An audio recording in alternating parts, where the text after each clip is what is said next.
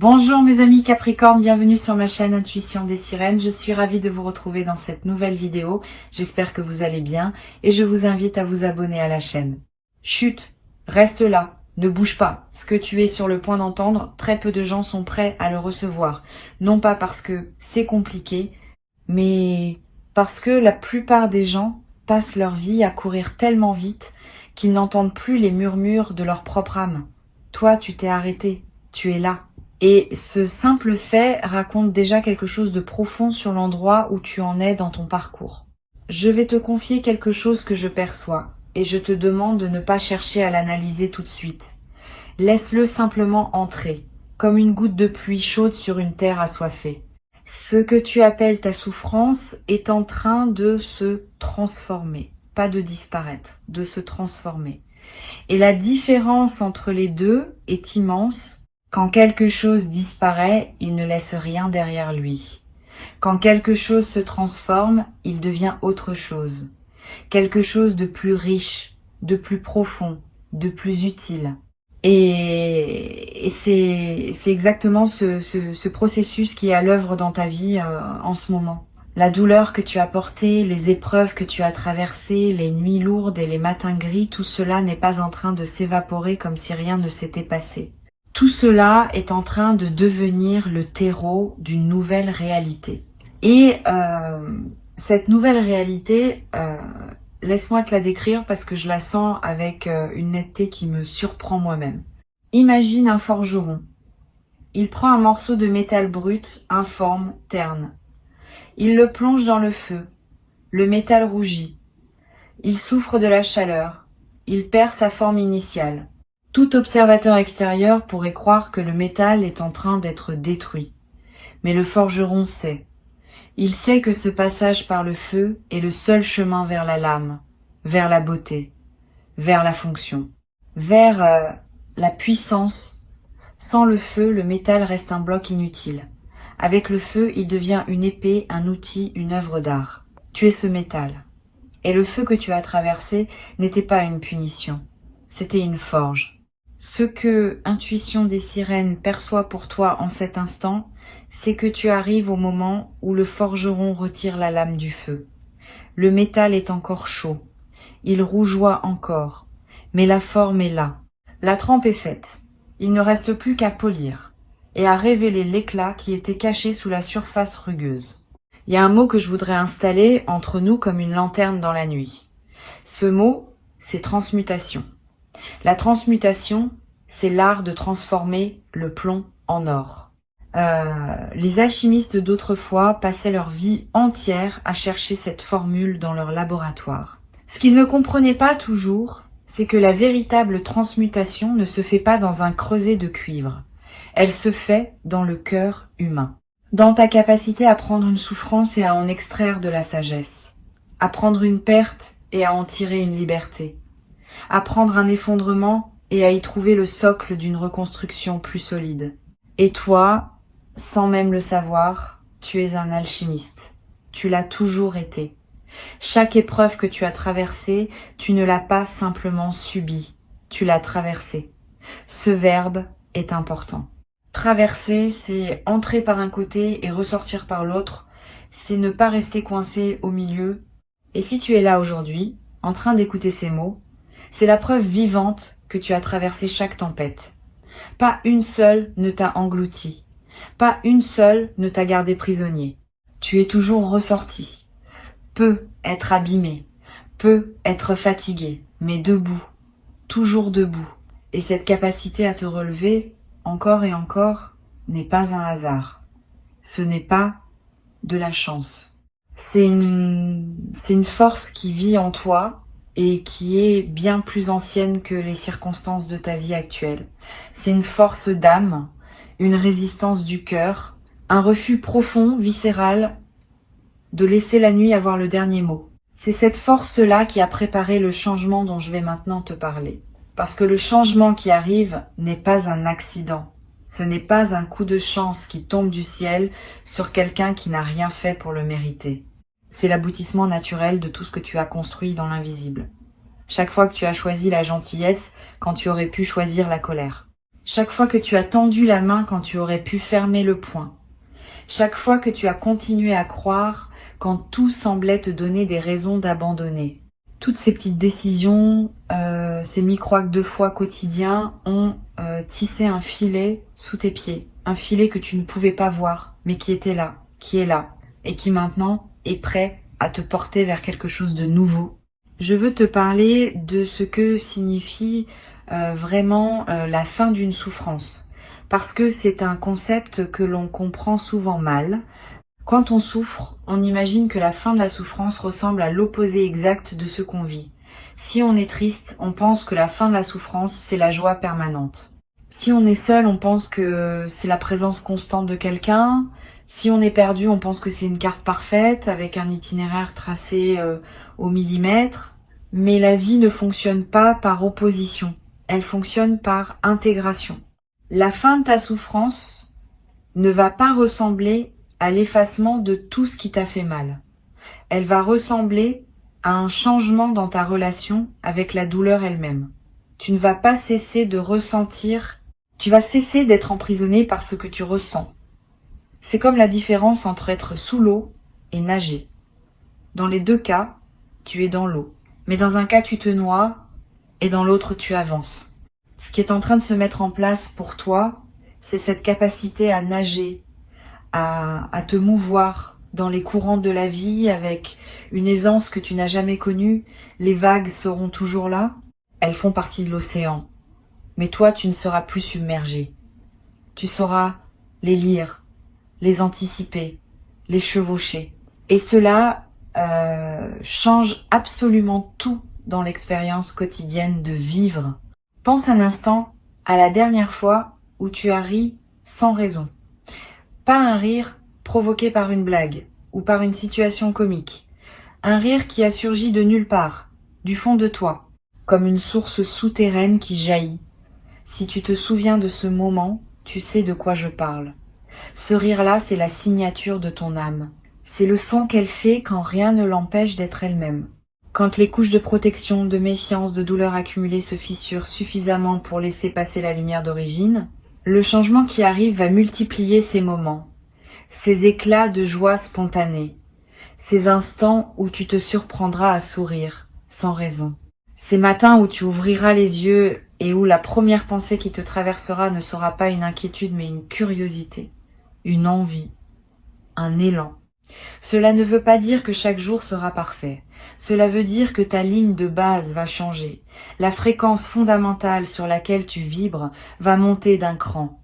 Les jours difficiles seront toujours là, mais ils seront des exceptions au lieu d'être la norme. Et surtout, tu auras les ressources intérieures pour les accueillir sans qu'ils te détruisent. Je veux maintenant te parler de quelque chose que peu de gens remarquent quand ils sont en pleine transition. C'est ce que j'appelle la réorganisation silencieuse. Quand un grand changement se prépare dans ta vie, les premiers signes ne sont pas spectaculaires. Ils sont subtils, presque imperceptibles. C'est un goût différent dans ta bouche le matin. Une envie soudaine de ranger un tiroir que tu n'avais pas ouvert depuis des mois. Un livre qui t'attire sans que tu saches pourquoi. Une musique qui te fait pleurer alors qu'elle ne t'avait jamais touché auparavant. Un besoin nouveau de silence. Ou au contraire, un besoin soudain de mouvement, de sortir, de respirer un air différent. Ces micro-signaux ne sont pas anodins. Ce sont les premiers tremblements d'un continent intérieur qui se déplace. La tectonique de ton âme est en mouvement. Et comme les plaques tectoniques de la Terre, ces mouvements sont lents, profonds et irréversibles. Quand un continent bouge, il ne revient pas en arrière. Quand ton âme se déplace vers une nouvelle position, elle ne recule pas. Observe ces signes avec tendresse. Ne les juge pas. Ne cherche pas à les expliquer. Contente-toi de les accueillir comme les messagers d'un printemps que tes yeux ne peuvent pas encore voir, mais que ton corps et ton intuition ont déjà détecté. Tu sais, il y a une intelligence dans le corps humain qui dépasse de loin tout ce que le cerveau peut concevoir. Ton corps sait des choses que ta tête ignore et réagit à des fréquences que ton mental ne peut pas capter. Et en ce moment, ton corps te parle. Il te dit, à sa manière, que quelque chose de beau se prépare. Peut être que tu le sens dans tes épaules qui se détendent légèrement, peut être dans ta respiration qui devient un peu plus profonde sans effort, peut être dans un appétit qui change ou dans un sommeil qui se modifie. Ton corps se prépare à accueillir une version de toi que tu n'as pas encore rencontrée. Fais-lui confiance.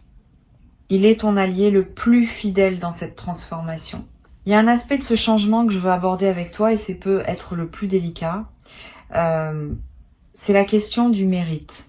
Quelque part en toi, il peut être une voix qui murmure que tu ne mérites pas que les choses s'améliorent, que tu as fait trop d'erreurs, que tu as blessé des gens, que tu as pris des mauvaises décisions, que tu as gaspillé du temps, de l'énergie, des opportunités.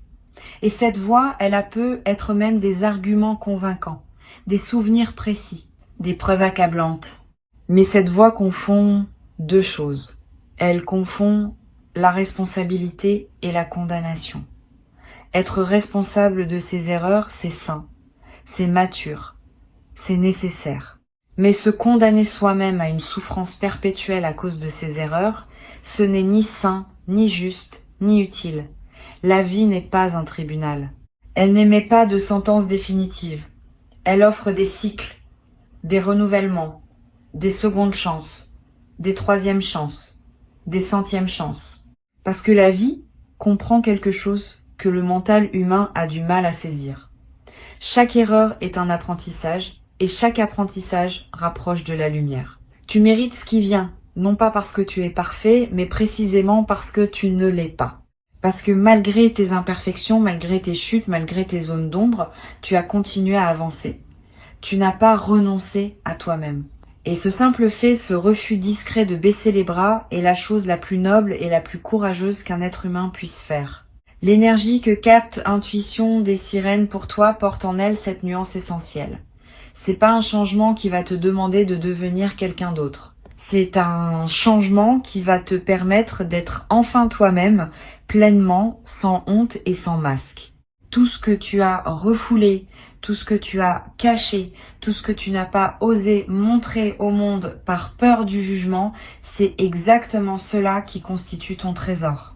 Les parties de toi que tu considères comme des faiblesses sont en réalité tes forces les plus rares. Ta sensibilité que le monde t'a peu être appris à cacher est une antenne qui capte des réalités invisibles aux autres. Ta profondeur émotionnelle qu'on t'a peu être reprochée est la raison pour laquelle tu comprends les gens mieux qu'ils ne se comprennent eux-mêmes. Ta tendance à tout ressentir intensément, que tu as peu être vécu comme un fardeau, est en réalité un don.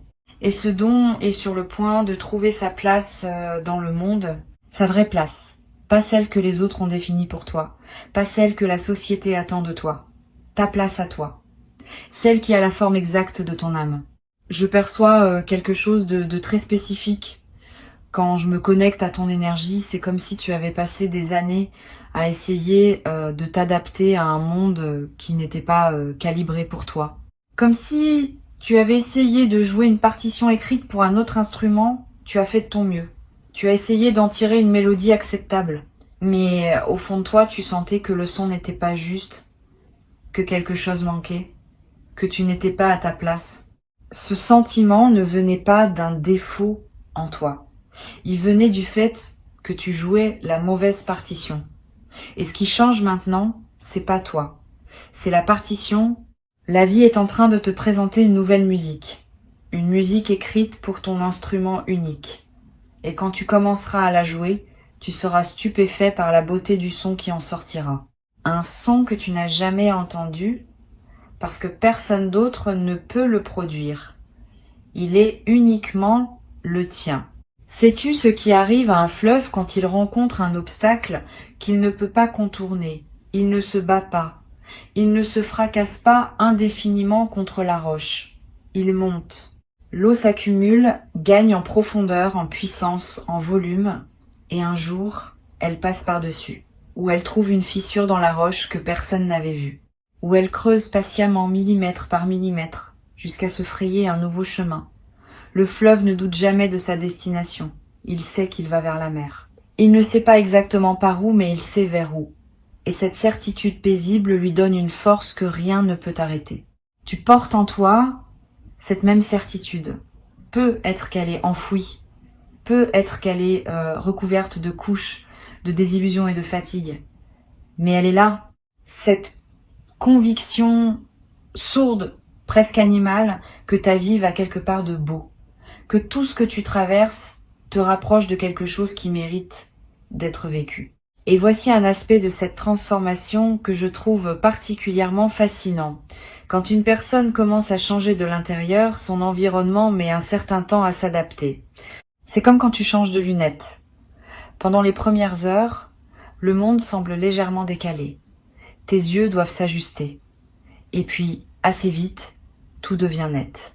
Plus net même qu'avant. Tu remarques des détails que tu n'avais jamais vus, des couleurs plus vives, des contours plus précis. Le monde autour de toi est en train de s'ajuster à ta nouvelle vision intérieure. Les gens vont se repositionner naturellement. Ceux qui résonnent avec la personne que tu deviens vont se rapprocher. Ceux qui résonnaient avec l'ancienne version vont peu être s'éloigner. Et cela peut être déstabilisant au début. Mais c'est un mouvement sain, nécessaire, inévitable. Parce que tu ne peux pas grandir et demander à tout ton environnement de rester exactement le même. La croissance implique le mouvement, et le mouvement implique le changement. N'aie pas peur de ce réajustement. Il ne signifie pas que tu perds quelque chose, il signifie que tu fais de la place pour ce qui correspond vraiment à qui tu es en train de devenir. Il y a aussi, dans ce processus, une forme de deuil lumineux. Un deuil de la personne que tu étais, de ses certitudes, de ses limites, de son monde connu. Et même si ce monde te faisait souffrir, il avait au moins le mérite d'être familier. L'inconnu fait toujours un peu peur, même quand l'inconnu promet d'être meilleur que le connu. C'est normal, c'est humain. Ne te reproche pas cette peur. Accueille-la, remercie-la même, parce qu'elle te prouve que tu es en train de franchir un véritable seuil. On n'a pas peur quand on reste sur place. On a peur quand on avance vers quelque chose de grand. Et ce vers quoi tu avances est grand. Pas grand au sens extérieur du terme. Grand au sens intérieur. Grand comme la paix. Grand comme la cohérence. Grand comme la sensation de se réveiller le matin et de ne plus avoir besoin de porter un masque pour affronter la journée. Maintenant, je veux te parler de la manière dont ce changement va se manifester dans ton quotidien. Pas dans des termes vagues ou abstraits, mais de façon tangible. Tu vas commencer à remarquer que les situations qui te drainaient auparavant n'ont plus le même effet sur toi. Non pas parce qu'elles ont changé, mais parce que tu ne réagis plus de la même façon. Là où tu aurais absorbé la négativité comme une éponge, tu vas la laisser glisser sur toi. Non pas par indifférence, mais par discernement. Tu sauras instinctivement ce qui te concerne et ce qui ne te concerne pas. Ce qui mérite ton énergie et ce qui n'en mérite pas. Cette capacité de tri émotionnel est l'un des signes les plus clairs d'une élévation intérieure. Elle ne s'enseigne pas dans les livres. Elle s'acquiert par l'expérience vécue et par la maturité de l'âme. Tu vas aussi remarquer un changement dans la qualité de tes pensées. Les pensées parasites, ces boucles mentales qui te maintenaient éveillé la nuit, vont commencer à perdre de leur emprise. Elles ne vont pas disparaître d'un coup où le mental est tenace, mais elles vont s'espacer.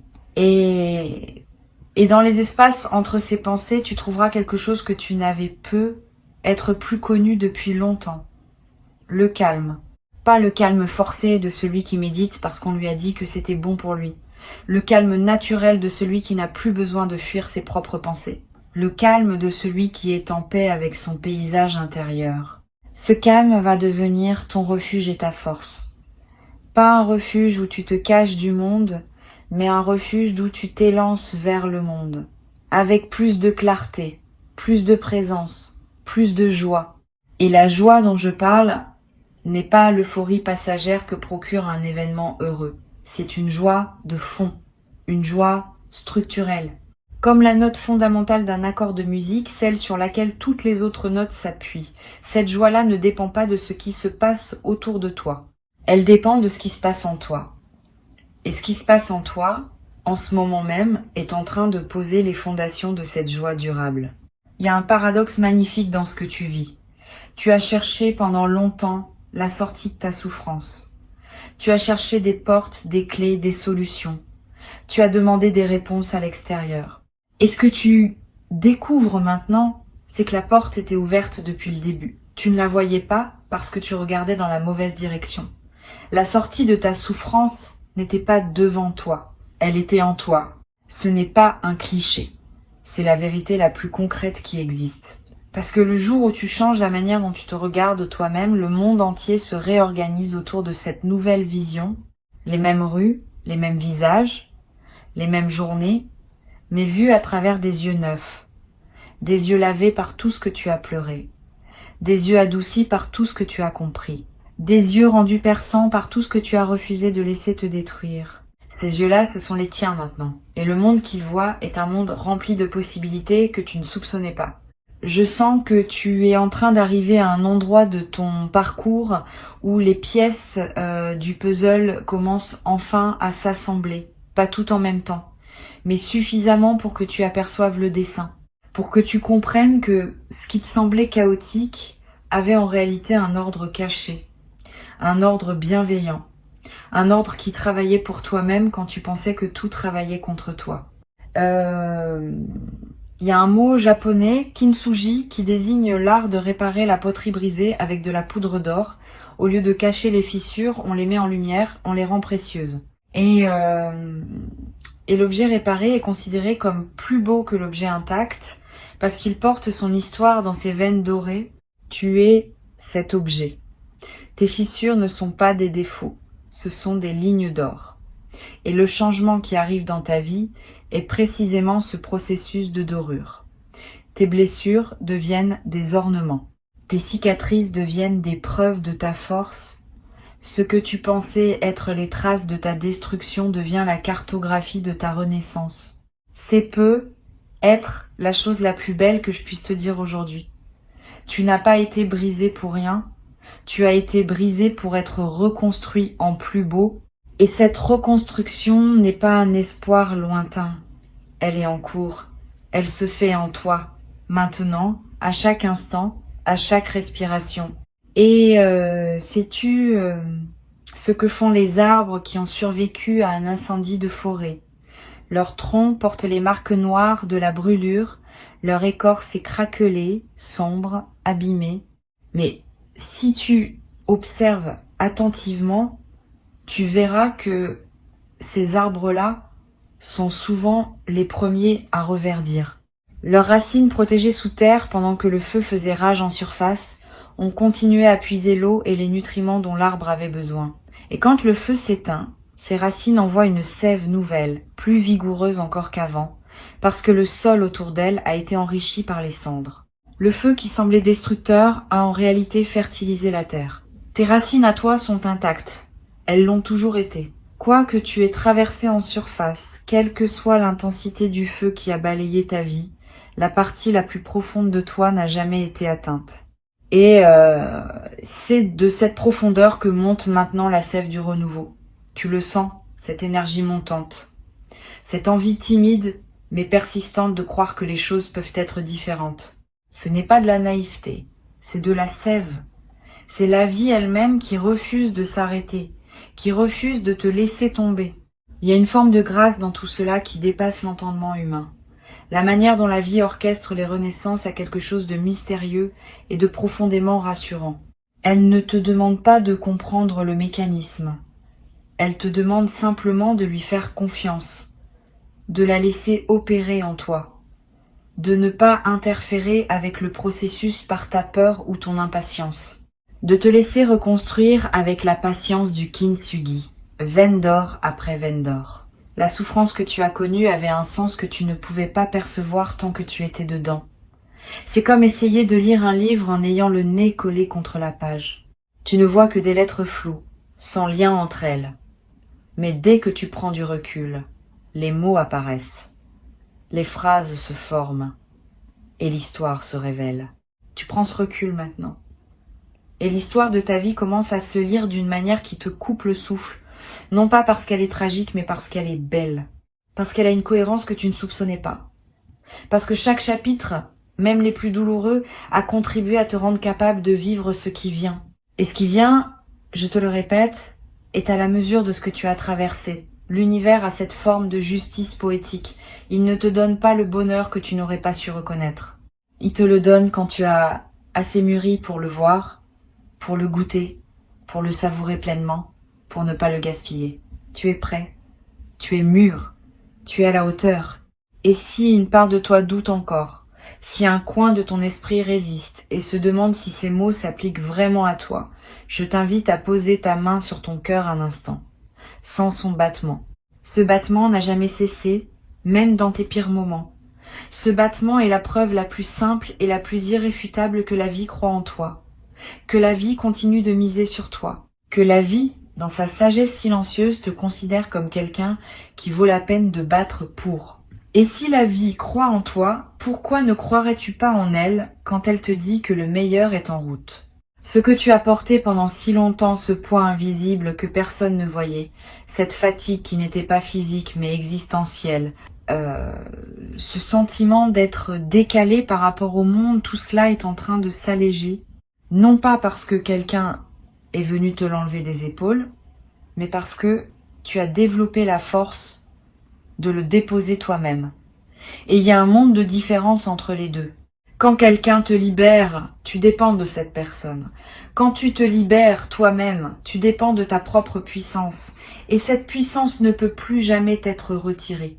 C'est peut être la transformation la plus fondamentale de toutes, celle qui passe de la dépendance à la souveraineté, du regard tourné vers l'extérieur au regard tourné vers l'intérieur, de l'attente à l'action. Non pas une action frénétique, bruyante, épuisante, une action douce, guidée, inspirée. L'action de quelqu'un qui ne court plus après la vie, mais qui marche avec elle à son rythme, en confiance. Avant de clore cet espace que nous avons partagé, je veux que tu gardes une chose gravée en toi, une seule chose, si tu ne devais retenir qu'une seule idée de tout ce que tu viens d'entendre. La voici. Ta souffrance n'a jamais été ta destination, elle n'a jamais été ton adresse permanente, elle a toujours été un passage, un tunnel, et les tunnels, par définition, ont une sortie. Tu approches de cette sortie. La lumière au bout n'est pas un mirage. Elle est réelle, elle est chaude. Et elle t'attend avec la patience infinie de ce qui t'a toujours appartenu. Tu sais ce que font les papillons quand ils sortent enfin de leur chrysalide. Ils ne s'envolent pas immédiatement. Ils restent un moment accrochés à la branche, les ailes encore humides, encore froissées. Ils laissent le soleil les sécher. Ils laissent le vent les déployer. Et ce n'est que après ce temps de patience, ce temps d'acclimatation au monde nouveau dans lequel ils sont nés, qu'ils prennent leur envol. Ce moment de pause n'est pas de la faiblesse. C'est de la sagesse instinctive. C'est le corps qui sait qu'il faut se préparer avant de voler. Tu es dans ce moment de pause. Tes ailes se déploient. Le soleil de ta nouvelle vie les sèche doucement. Et bientôt, très bientôt, tu sentiras sous toi le courant d'air ascendant qui te portera vers des hauteurs que tu n'aurais jamais cru possibles. Pas parce que tu as été choisi par une force extérieure, mais parce que tu t'es choisi toi-même. Parce que, au milieu de tout ce que tu as traversé, tu as fait le choix silencieux et radical de continuer à croire en toi, en la vie, en la possibilité que demain soit différent d'hier. Et demain sera différent, il l'est déjà. Si tu es arrivé jusqu'ici, si tu as laissé chacun de ces mots se poser dans ton cœur sans les rejeter, c'est que le message d'intuition des sirènes était destiné à te trouver, pas à te convaincre, pas à te divertir, à te trouver, comme une lettre que l'univers avait écrite à ton nom et qu'il attendait le bon moment pour te remettre. Ce moment, c'est maintenant, et toi, tu es exactement là où tu dois être. Respire profondément, souris, même légèrement, et sache que la prochaine fois que tu ouvriras les yeux sur le monde, tu verras quelque chose que tu n'avais jamais vu avant. Non pas parce que le monde aura changé, mais parce que toi, tu auras changé. Et c'est tout ce qu'il fallait.